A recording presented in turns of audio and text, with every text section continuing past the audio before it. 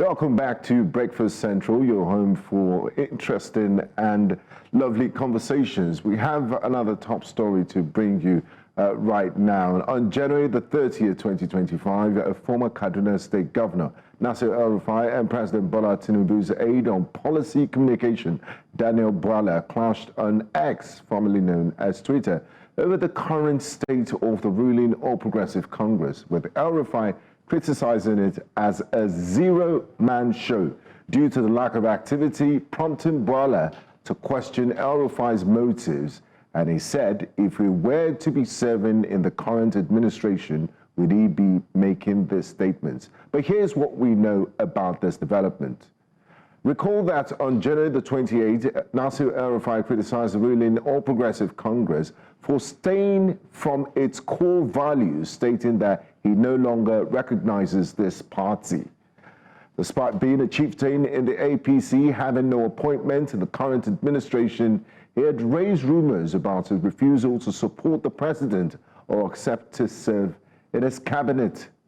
And also, Bwala questioned if El-Rufai would be critical if he were to be in the president's cabinet, and El-Rufai defended his position, saying he had no interest in government roles and accused Bola of political opportunism.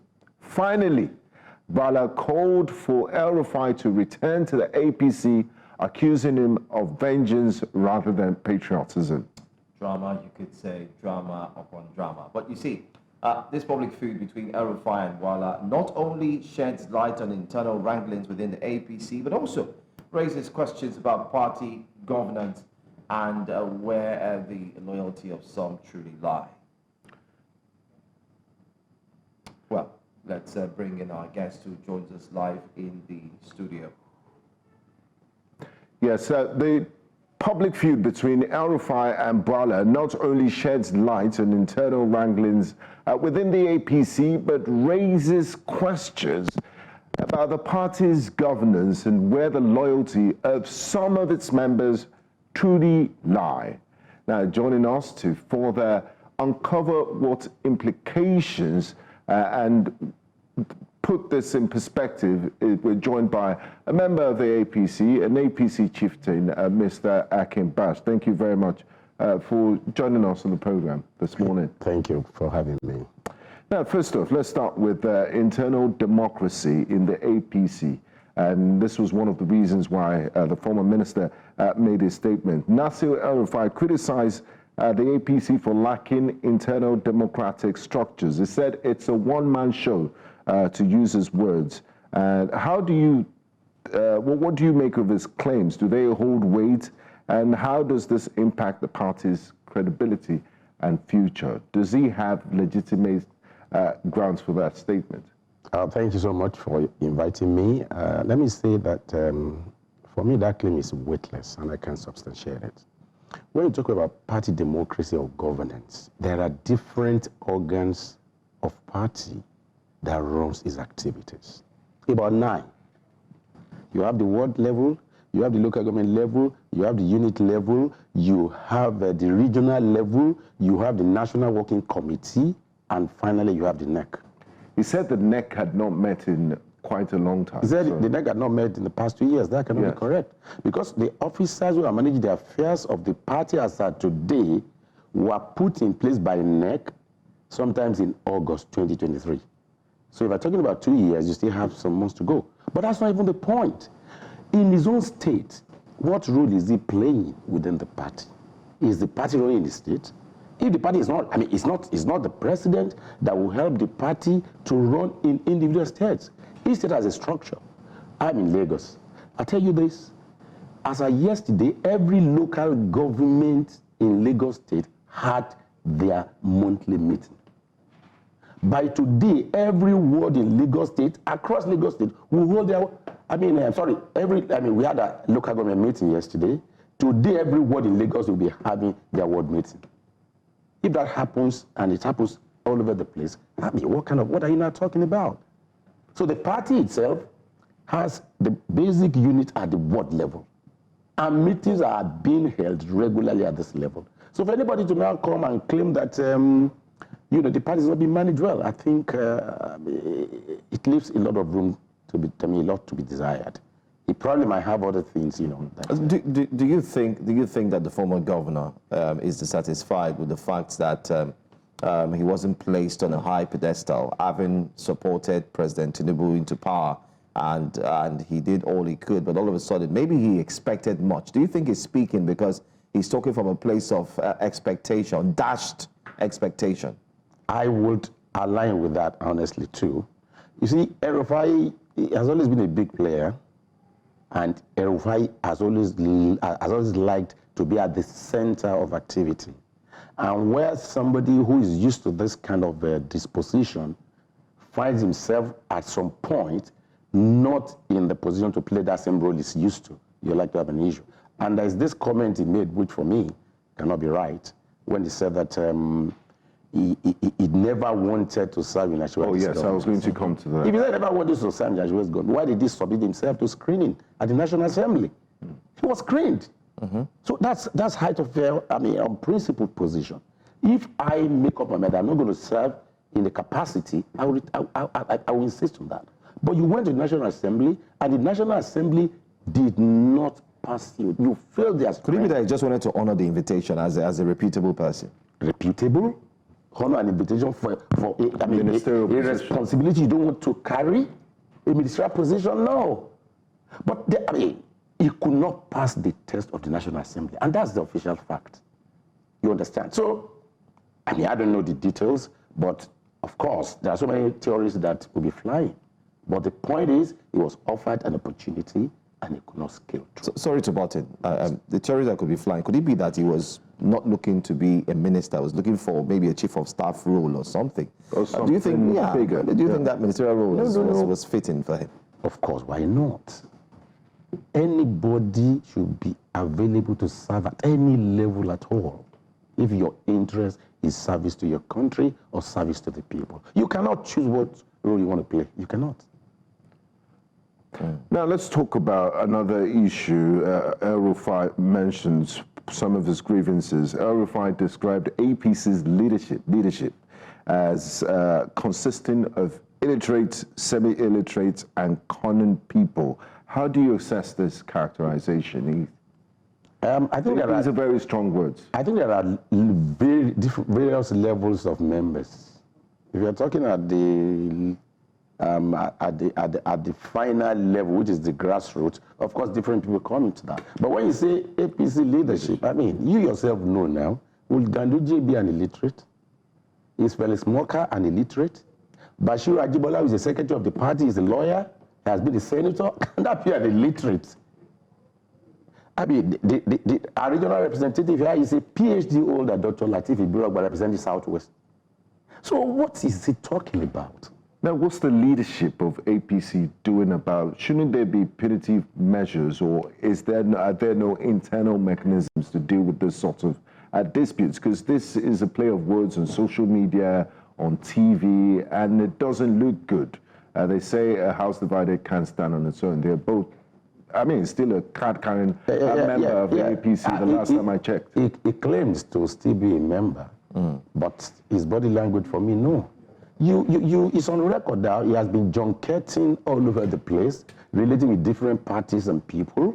So if he's now coming to say he does not believe in APC, for me, he's flying a kite. But in terms of discipline, I can tell you that APC has, the methodology for dealing with situations like this. Take, for example, recently, they said Arabatola has been suspended. You understand? You see, the comment he's making, a lot of people will think, sorry, you're a big guy in this party. Why not, seek for internal mechanism to do all of this? You understand? So there will always be rope given to any member of the party in situations like this. But when when the red line is crossed, the party also has the mechanism, to deal with such. And I'm sure it cannot be an exception. Well, there are also rumors flying that possibly El-Rufai might be teaming up with Labour Party presidential candidate Peter Obi. These are just rumors that we see online. Of course, we do recall that there was a little talks that there would be a meeting. And in this meeting, these two personalities may form and have their own party emerging to contest for 2027. You've also highlighted that, I mean, he's been junketed, he's been here and there and so on. Can we, or are we going to see any suspension of El-Rufai anytime soon? Since you said APC has zero tolerance of persons or members who may, cross party. See, the decision to wield the big stick does not lie with people like us. Like I said, there are stages at which all of this is being dealt with. And I'm sure at the right time, he has not told us he's not a member of APC anyway. So to that extent, I'm sure the leadership will be looking for a way of dealing internally with whatever grouse that he may have. Now, if they are really genuine as far as the party administration is concerned. So there are two sides to looking at things. Joe has just looked at the disciplinary side, the APC wielding the big stick like they did against Bwala. Now let's look at reconciliation efforts. El-Rufai, I mean, he was a minister 22 years ago. He's a founding member of the party. He's not just any type of ordinary member of the APC. He was also a minister in the last administration. Bola urged El-Rufai to reconcile with the APC. He said, come home. And the Tinubu administration. Do you think reconciliation is feasible, one? And what steps should both sides need to take to mend fences? Or is all the love lost? Reconciliation is possible. In politics, they will tell you that please come here and don't go away. So I know that efforts will be made to reach out to him. Is there still room? Yeah, there's still room. You can be too sure. I mean, there's room. Like you said, everybody, yeah, a founding member and all that. But let me say this. There are hundreds, millions of founding members of APC. It's not, I mean, if three people are organized to lay a foundation, you understand, or to come up with a position paper, that does not mean that they are the owners of the party. And when you talk about leadership, you are a leader to the extent of those who are behind you. So for a leader to take a step, you must really think about your followership and see whether you have, that strength, you understand, to do what you do. Take, for example, in Kaduna as of today, the current governor has been highly inclusive. You are no longer hearing the Christians shouting that they have been let out of it and all that. You saw the governor during the Christmas celebration. He was with them in the church and all that. All this was not happening then. So things are really changing. So you should expect that, an individual who is used to a particular approach of doing things suddenly now sees that, sorry, things have been done differently. You understand? So the likelihood of, issues are just natural. And that's why I asked the question. Leave the national now. The national is not the only thing. In his own state, what is happening there? Is he participating in the activity of the party or not? If he's participating, then it means good enough. So, but generally, reconciliation, I'm sure a lot of people should be talking with him by now.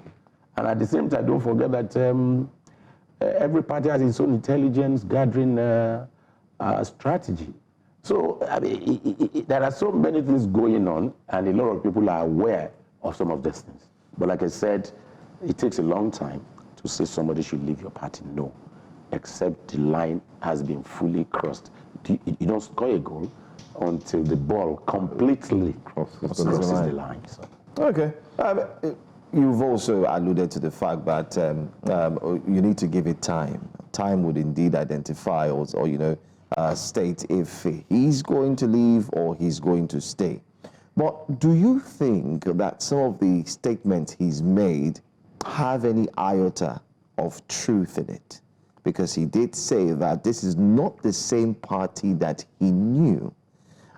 He's talking of policies and changes. And we've also spoken to a few APC members who equally have become aggrieved at the president's U-turn on policies that they are seeing of recent. As an APC member, would you agree with him that he has a little, sense of truth in what he said? Or, I mean, maybe you might also want to keep you see, I think we need to separate these issues. I mean, there's a lot of confusion, and what do I mean? If you're talking about government's policy, which he didn't directly say, but talking about the party issues, I think they're two different things. The president doesn't control the party, but the point you really, I think he still needs to talk more for us to be able to appreciate it. To speak his mind. His mind. Because you say zero, whatever, and all that. I mean, to an average person, for me, I mean, you have not said anything. Okay? If I have explained there that the party has its own structures, and these structures are working. When you talk about policy, what are policies? Policies are position directional, are signs or guides that tells you how you want to run, your organization. And if you have 9 levels, you understand, and the 9 levels, 8 are operating on a very, very regular. You don't just call a NEC meeting. Do you know what it is to call a NEC meeting? The logistics are highly huge in terms of human, in terms of financial. And it's just like calling the policy-making, body. You don't just go into that, except there are critical issues that you want to address. But is the APC planning to make Nigeria a one-party state as it's going? I mean, because Joe's question, you know why I smiled? His question is very legitimate. Do you know why I smiled?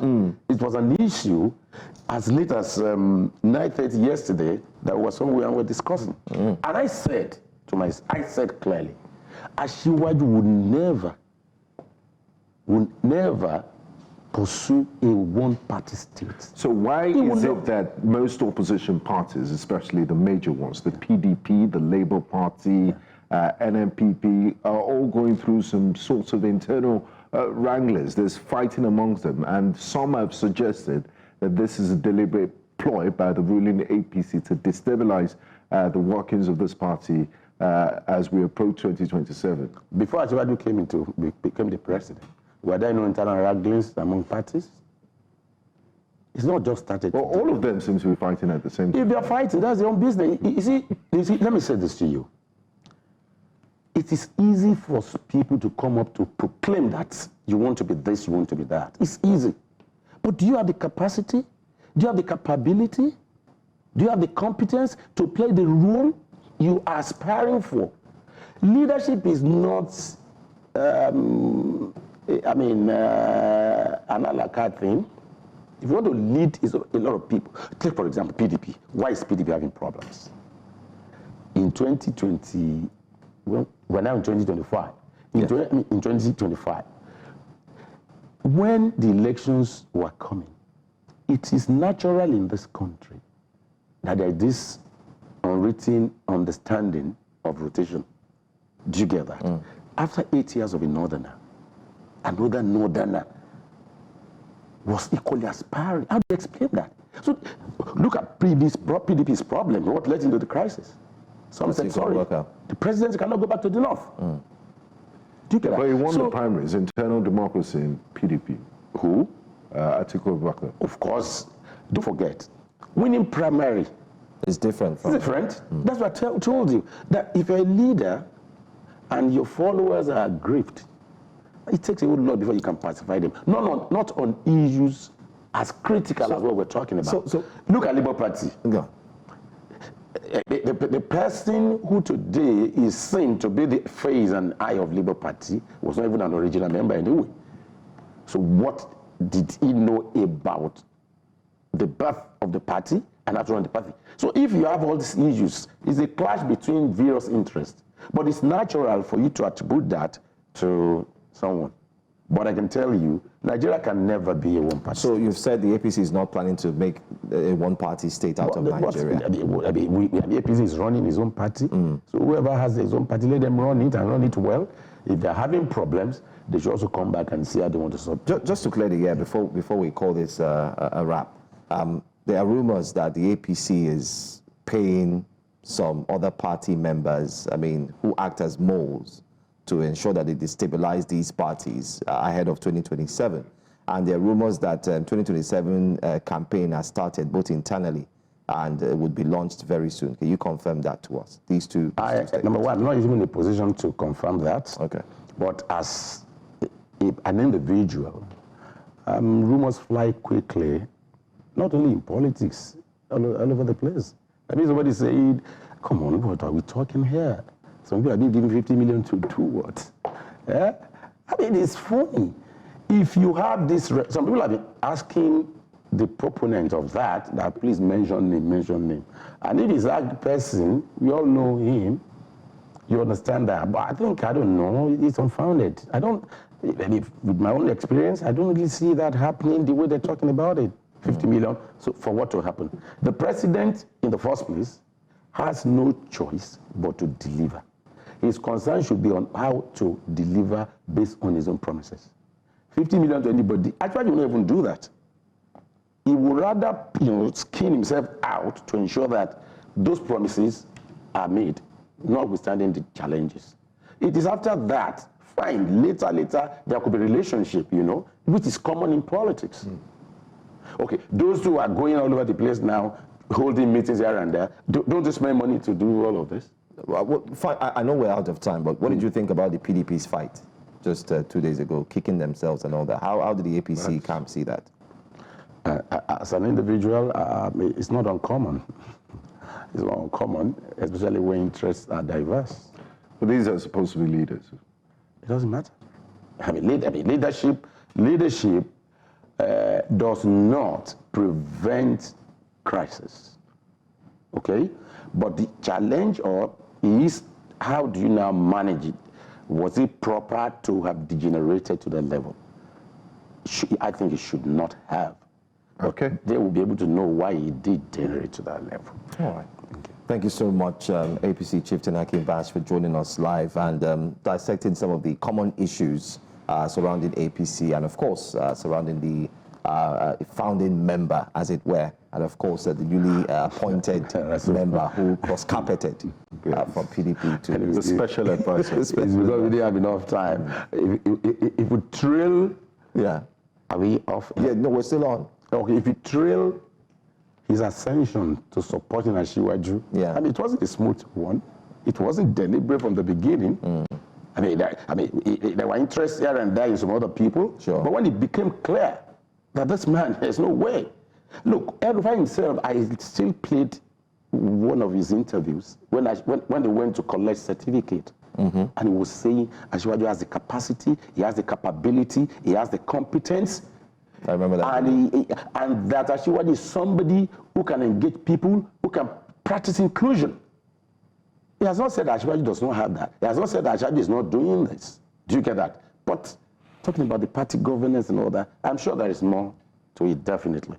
And I will urge him to please speak up more so that the leaders can address the leaders. And there's so many lessons to be learned from this. This same advisor was the one that said, if you join the APC after 24 hours, your brain will stop working and things like that. But like you said, the screening process was tough. It wasn't an easy ride before it was accepted into the fold. Thank you, Mr. Akin Bash, as always, for joining us on this discussion. You're still watching Breakfast Central here on News Central TV. Let's do a quick recap of the top stories for today that we've been treating today.